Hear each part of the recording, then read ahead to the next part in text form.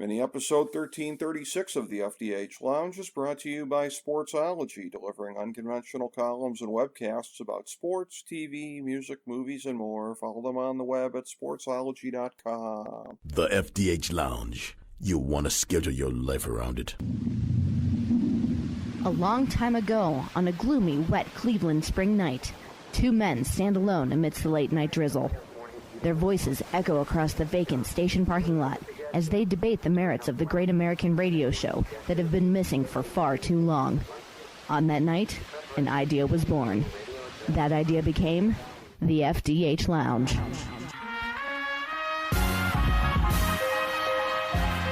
Welcome to the FDH Lounge. Hello, everyone. Welcome to FDH Lounge mini episode 1336. This is FDH managing partner Rick Morris, and in keeping with past precedent on this show, when our world heavyweight champion of MMA / UFC, Stipe Miocic, has a title defense coming up, that is something on this show that we are certainly going to cover. And when I say our, he is a native son of America's North Coast, as am I, and as is my good pal, longtime friend, FDH Lounge Dignitary and FDH MMA editor Jake Digman, who is a native son of, the Akron area, close enough here on the North Coast. But we claim Stipe as our own, and as we've covered on the show here previously, Jake more so than most of us, as his first ring announcer back in the day, the Ricardo Rodriguez to the champ in his earliest days, personal ring announcer, as we like to say, in his earlier days up through the amateur and professional ranks,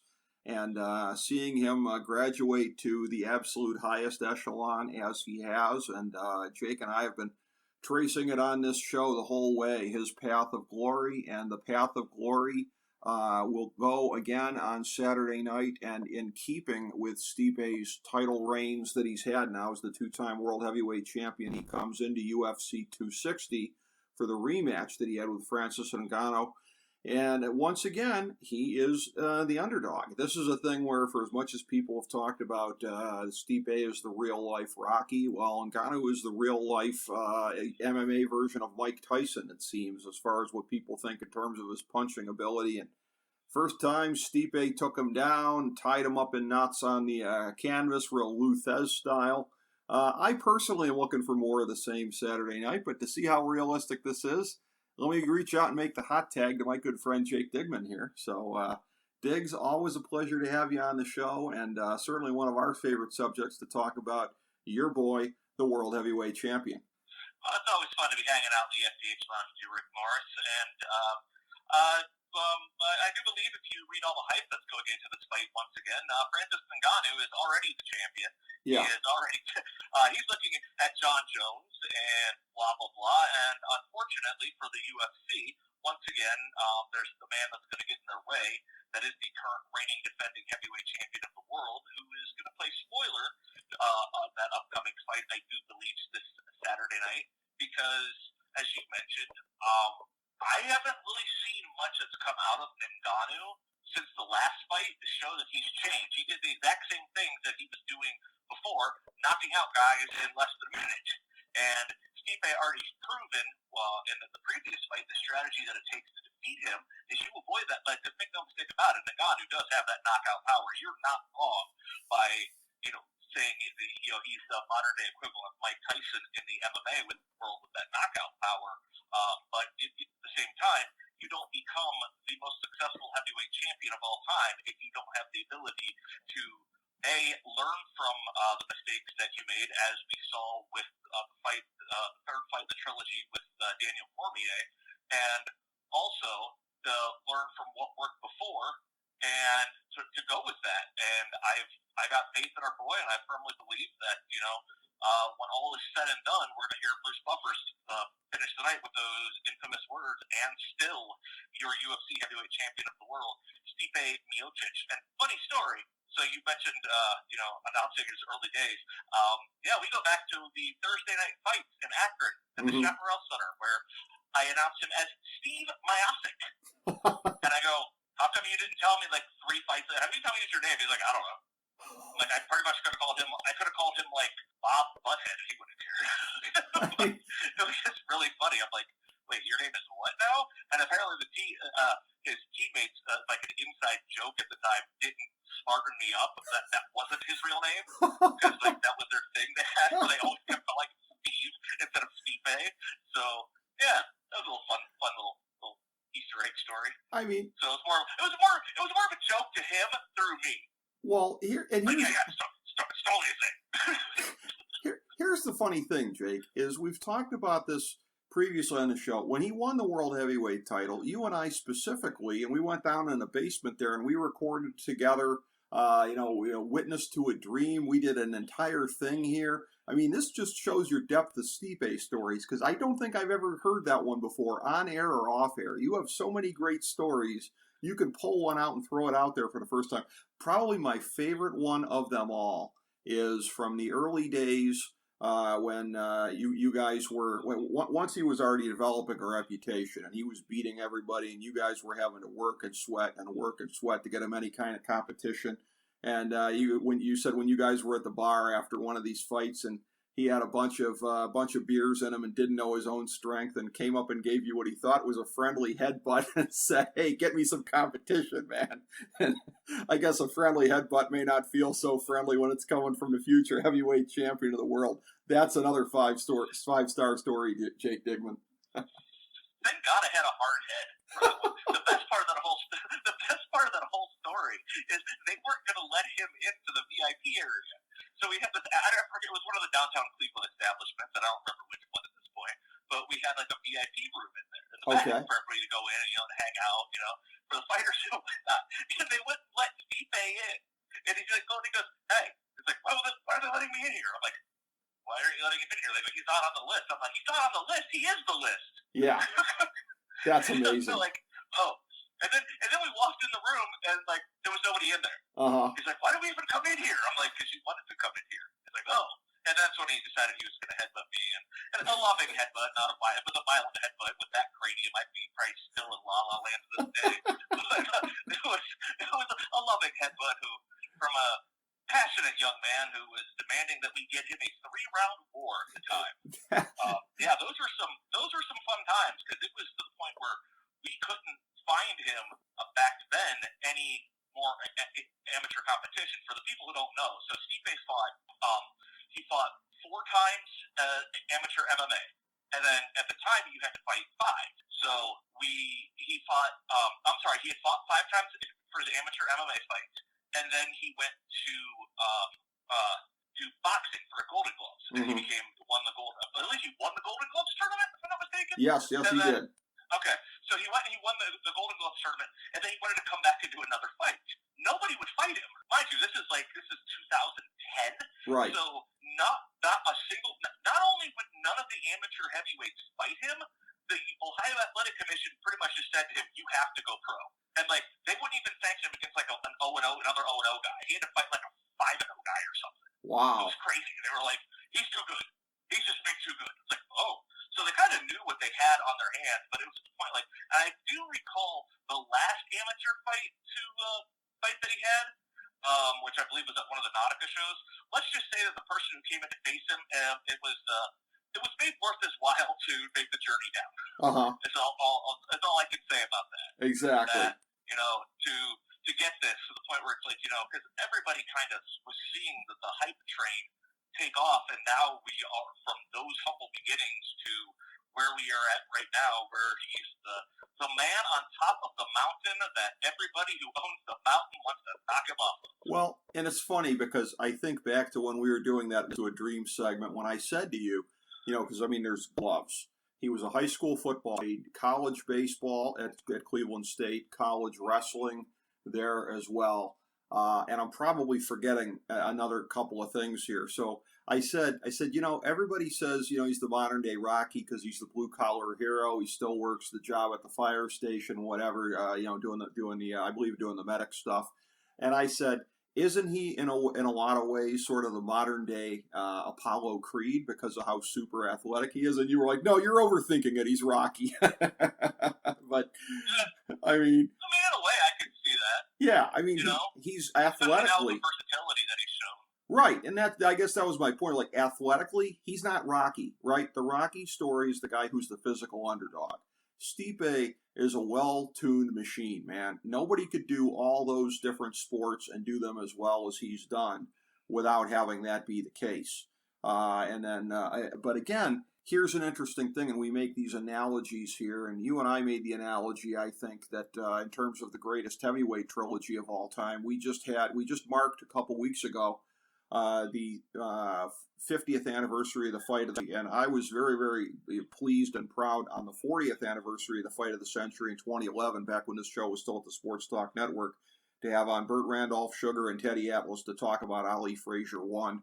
And, I don't think it's exaggeration to say that Stipe's rivalry with Daniel Cormier in UFC stands up, that it's the equivalent of the Ali Frazier fights, even if it didn't get the worldwide fame of those and mainstream fame the way that it did. Now, having said that, what was the third of those fights, the Thrilla and Manila, when essentially where they would never be at ever again after that fight? And the one thing, the guy who writes the MMA column for USA Today, the MMA Junkie column, the one thing, because I think you have to stretch and find justifications to go against Stipe in this fight because of what he did the first time around. And like you said, why would it necessarily be any different?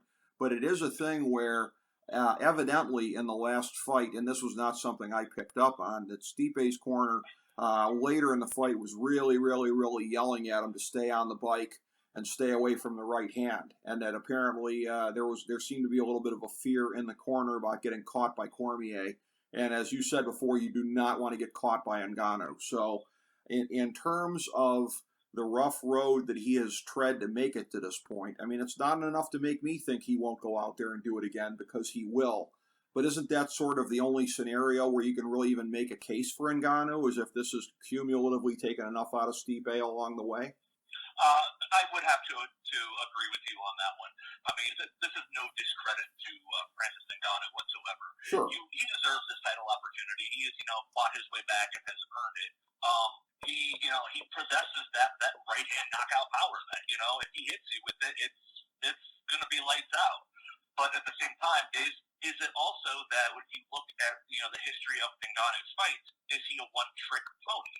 Mm-hmm. That could also be argued, Right. It's like once you get him into deep water, once you gas him, if you get him out of round one, round two, history has shown that, that stamina comes into effect. And we know that Stipe has cardio for days. Yes. So with the amount of muscle mass that he's carrying, Ngannou, that he's carrying around, as we saw in the last fight between these two, that that more weight on a bigger guy like that does have its impact. And I think, he's kind of one of those guys that I hate to use this really comparison, but you'll kind of get this. He's kind of like I guess you'd say a Bill Goldberg of MMA. If he doesn't end it in the first minute, it's going to be, that's about it. Sure. Once we get to that 10-minute mark, he's going to be sucking oxygen from the first row. Well, but yeah. for that first minute and a half that he's out there, it's explosive, and anything can happen. Right. And we would be fools not to acknowledge and admit to that. Exactly. And the one thing about UFC is it does sort of defy the aging curve just a tad bit more than boxing, because you think about where the all-time greats were in boxing when they were 38. Stipe's on top of the world. So 38, and he has a chance, an excellent chance to be champion still in age 39, maybe even 40, looking at it here. But I go back to the last time that they fought, and I remember all the buzz about Ngannou and all the Mike Tyson stuff here, and he's younger. And I don't know why, but I just assumed I knew Ngannou's age, because when I hear about Mike Tyson, we're thinking of the young Tyson, are we not? The Tyson of the mid to late 80s up to basically like 90 before Buster Douglas, and then it was all downhill. I happen to notice this here. Ngannou is 34. He's exactly 4 years younger than Stipe. And I remember the last time they fought, oh, this young, hungry guy, this puncher. This is a 34-year-old guy who, again, with questionable cardio. So, I mean, all of this billing around Ngannou, and again, and you and I have left the caveat here, if he catches Stipe with a punch, then you and I are not going to be happy people, because that's going to be determinative of this thing. If he can get in there, if he can drop him, that's possible. But I mean, in terms of how likely it is, given what the rest of the world is saying, I'm like you. I'm looking at all of these things here, and I'm like, where are you getting this from? On top of everything else, the guy's 34. He's not that much younger. Right? It's not like, it's just one of those things where, I mean, you can tell from the, like I say, interviews and the marketing machine behind, Dana White has been salivating the last time they fought to put the UFC marketing rocket ship behind Ngannou. Yeah. They want to so bad, which to me makes zero sense. I'm like, okay, it's like you have the guy to you could get behind now, but yeah, he's not one of their West Coast or Brazilian guys, and there is a sentiment of a little bit of favoritism towards there's certain people, like for example, I'll just throw a name out there, Conor McGregor. All right, Conor McGregor can lose 6 fights in a row and still get a main event in the UFC. Sure. Because he sells tickets. Sure. And I get that. It's a business at the end of the day, and I understand that. But you look at where what we have now, and you've got they really, really want this. Like they really want that Francis Ngannou, John Jones super fight. Like yeah, really badly. And I'm like, okay, I see that, but at the same time, I'd rather see the John Jones Stipe Miocic super fight. Yes. Because then you have the two most dominant champions in their division for the past, for the past, 10 years? Sure. 5 years? Yeah. And then full well, we're just going to go with the what-if scenario here. Full well that if Ngannou does happen to catch that, a punch and, does pull it off, they'll just throw Stipe aside like he didn't even exist. I agree. And I've said this before, I'm being repetitive, but this is the kind of thing that can't be said enough times. The complete and utter incompetence of Dana White and the UFC marketing suits here. You have the real life Rocky. I'm sick of hearing that Stipe isn't marketable. If you can't market him, that's on you. That's not on him. I mean, you go back to the Rocky movies. Imagine if Rocky was the actual champion, right? How many boxes of Wheaties would he have been on? I mean, this stuff, you and I have very good marketing minds. This stuff sells itself. The fact that they can't sell Stipe tells me they ought to be out there selling pencils on a street corner. I agree with you. They go back, but you know what? It's like any other global promoter. If you really think about it, yeah. They go back to what they know. Yeah. They go back to the familiarity of what is the tried and true. And I think we had this conversation last time about the UFC's lack of ability in making new stars. Yes. They had stars coming in during the boom of the Ultimate Fighter era, where you had your Chuck Liddells, your Tito Ortiz, your Randy Couture's. You had those guys around that time. Then Ronda Rousey came in and just blew everything up to give a mainstream superstar. And then Anderson Silva and GSP. And then other than really Conor McGregor, what champion in the UFC, who is kind of not even a champion, but other than Conor McGregor, what fighter have they made a household name in the UFC? Sure, people will watch UFC because it's on and it's something to do and it's the thing. But you don't get that. It used to be every month there'd be oh my God, this guy's fighting this guy. Now it's even looking at. I told you this off the air. I'm looking at the prelim card. I don't know who half these guys are. Yeah, I agree. They're not they're not being pushed in a way that it's a mainstream acceptance. I guess is what I'm looking for here. It's just and we've seen the same thing with WWE. They all sit on the laurels. Hell, Bellator is an entire league that's just pretty much filled with old guys from the UFC fighting. Right. But also at the same point, I know who those people are. I knew who Chael Sonnen made me want to see him fight. I knew who Fedor Emelianenko was. Yes. We knew who Forrest Griffin, Stephen Bonner. Now it's these guys. It's just the guys win. It's and then what was the fight I was watching? I watched the most recent one they had. It was the middleweight champion, and he was challenging the light heavyweight champion. Right. And it was this Polish guy who had just won the title recently. Right. It was an upset, I guess. And I'm like, man, I didn't even this is a champion versus champion match. This right. is the middleweight champion of the world versus the heavyweight champion or the light heavyweight champion. And I didn't even know this pay-per-view was on until someone sent me a text. Right. I'm pretty sure that I fit, if you look at, my algorithms on every single thing, yeah. my social media and everything else, I'm pretty sure I'm in the wheelhouse of every single, hey, you should know about this. I mean, 10 years ago, if it was, Anderson Silva against John Jones, everybody would have been like, oh my God, Right. we have to watch this. But it was, the middleweight champion against the light heavyweight champion.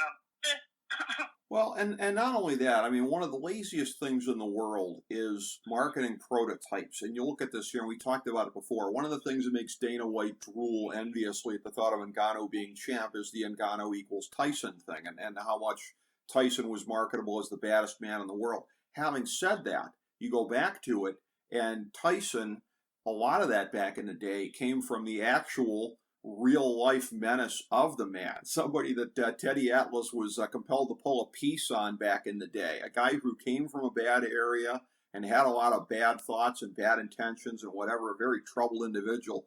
And Ngannou, to his credit, okay, this is a guy whose life is not in the crapper the way that Tyson's was at that time, but it was that whole thing of Tyson being a train wreck that made him the most dangerous man in the world, that made him somebody you couldn't take your eyes off of. And Ngannou's a hard puncher and everything, maybe one of the hardest punchers the heavyweight division's ever seen. But other than that, what makes the man somebody that you can't take your eyes off of? I don't see it.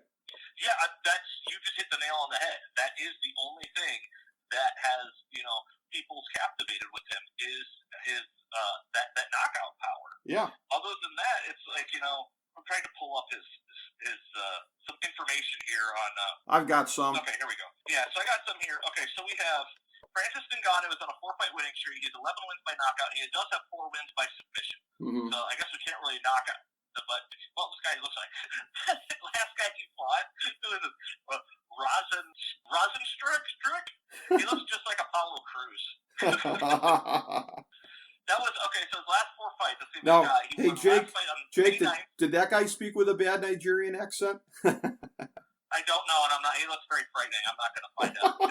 So he won by first round TKO, KO in 20 seconds. Okay. Junior Dos Santos, they fought on June 29, 2019. He won in 1 minute and 11 seconds of round 1 by KO. Ngannou beat Cain Velasquez in 26 seconds by KO. So, I mean, that's 3 fights. He hasn't even been in the cage for a full round. We'll go before that. We got, he took on Blades here. He won 45 seconds, round 1, KO. Right. So, he did go to decision against Derek Lewis here. That was back in 2018. Right. So, yeah, he they've kind of pushed him as this kind of a one-trick pony of, you've got to watch what's going to happen.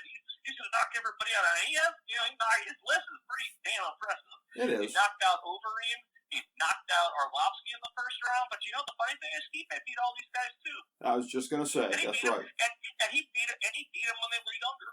Right. Yeah, I mean, that's the whole thing. Everybody was kind of diminished after Stipe got to him. So I'm going with that he's, this idea that they really want to anoint him as the future of their division, but I don't see it.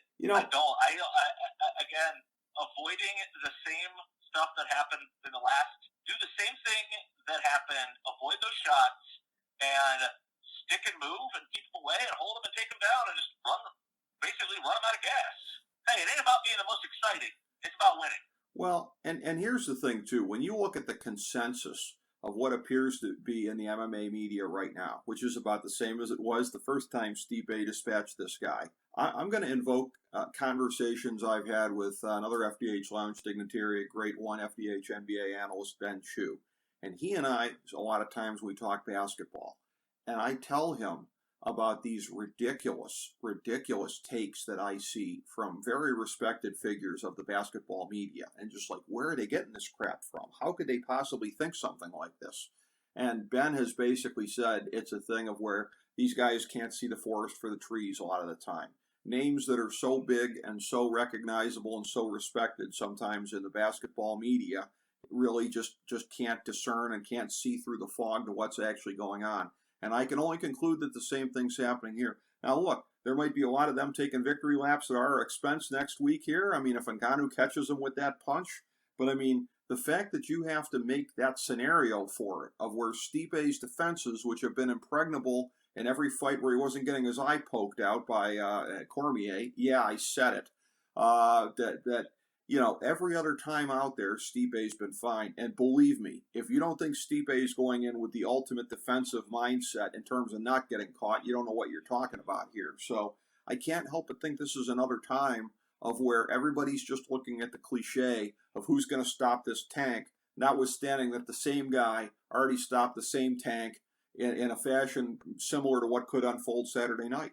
Yeah, what you just said here, kind of your commentary just made me think of an old football analogy or football saying, and it applies absolutely perfect for this fight on Saturday. Mm-hmm. Offense sells tickets, defense wins championship. Yes, utmost. That's the utmost truth. Yeah. He's got to be going into this thing. Ngannou's got to bring everything he's got. He's going to have to work on his cardio coming into this, and Stipe's got to drag him out and then run him out of gas and then hopefully finish him.